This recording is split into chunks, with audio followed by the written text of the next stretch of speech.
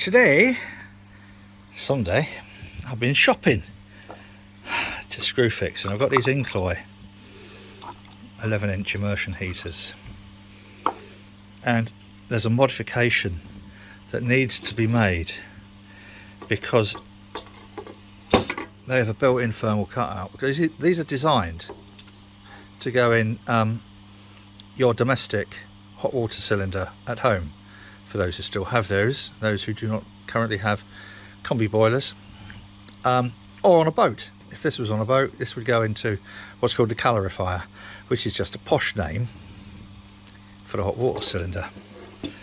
But we want these to go in a copper for a brewery.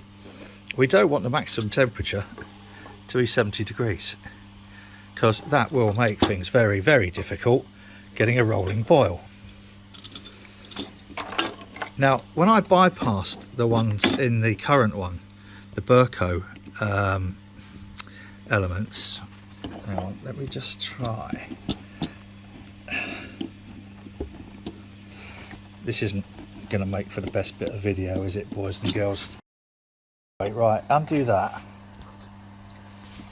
and the whole thing slides out. And let me just explain what I've done, because that might seem a bit dangerous to remove what would appear to be a safety cutout. It's not a safety cutout, it's to stop this going over whatever temperature you set on there,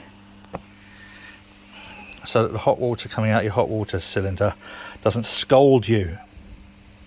So the safety is to stop it making the water too hot, if that makes sense.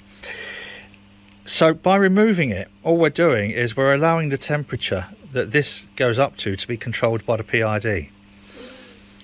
There's nothing unsafe about taking that out, unless you were using it in your hot water cylinder to run a bath, because you don't want a bath full of boiling water. That would sting a bit when you jump in that. Otherwise, it's the same as anything else. Earth, you've got your neutral goes on here, but we're bypassing this, and helpfully they've just got a nice standard post. So all I'm doing, I'm attaching the earth with wooded in, and the live and neutral with these little spades, which are pretty much what was on here. I'm using slightly heavier gauge ones, not because I had to, just because that's what I had. These then I've screwed into the tri-clamp and the cut down ferrule. One of them was welded on run the wrong way, and I had to just get in there and open the thread up a little bit, but once it started going, and then I tightened it up with the immersion heater spanner, which I've got for putting the immersion heater into boat calorifiers. Cool, blimey gov. Right, let's get this wired up. We have both Valentines inside the copper. Isn't that fun? Now, this is looking inside HLT. If you remember, this was put at an angle so that the heating element would go downways. So let's see if we've got that right by putting the heating element in. She's in, boys and girls. I've got to stand on here now, and oh, how perfect. How perfect have we been with this, boys and girls? Could even have got a 14-inch in there. That's good. So the Herms, that big bugger there, we'll miss that by country mile. Good. It's going to be a very short vlog today, boys and girls, because I've had other things on, talky chatty.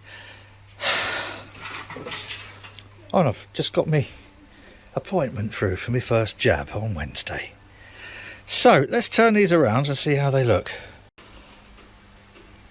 Correctly orientated. Good job something here is. There is one final piece of the jiggy swore. Well, two obviously, because there's the mash tun to come. And I'm tempted to ask Ian Powell whether he can put 2 top inlets in, so I can choose where best to have the sight glass when I'm actually piddling around with it, because there are times, anyway, you don't want to know all that. I'd sooner pay him an extra whatever to put 2 in rather than change my mind later. Now, when I was see Chris yesterday, can't put the video up because I filmed some stuff there that he hasn't released yet. Didn't take this over because thought give him a weekend off.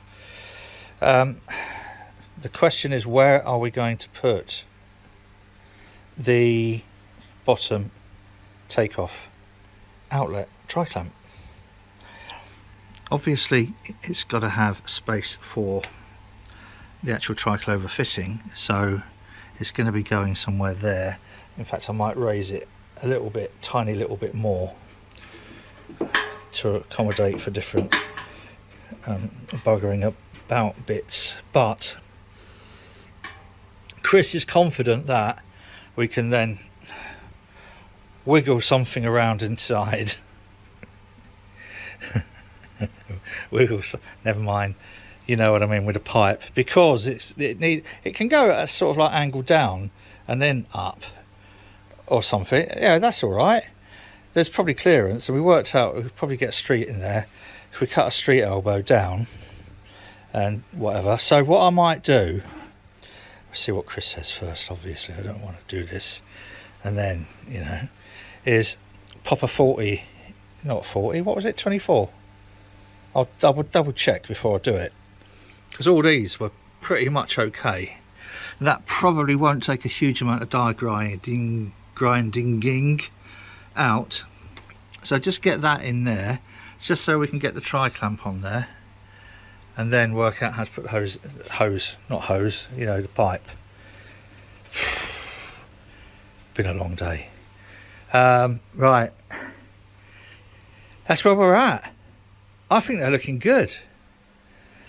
We've got the elements in. I'm not going to test them just yet.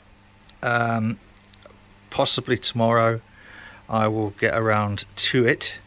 But yeah, it's looking good. I don't know if I can get a backside view.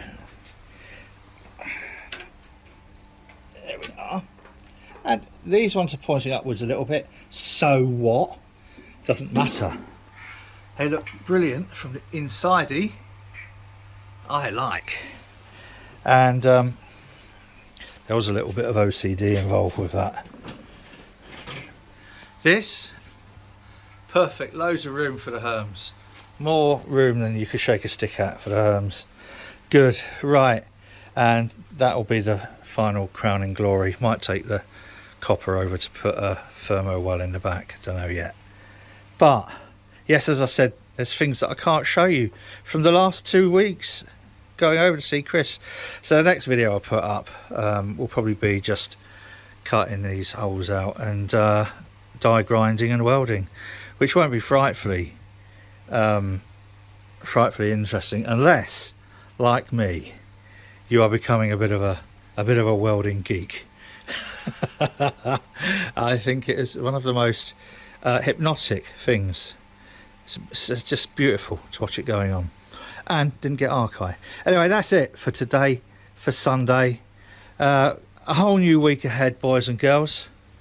Whatever you're going to be doing next week, do it safely. We are looking at the beginning of the end of this shitstorm, and hopefully we'll be having a good summer where we can go and enjoy some of those hostelries that are maybe still in business. Until next time, you take care now.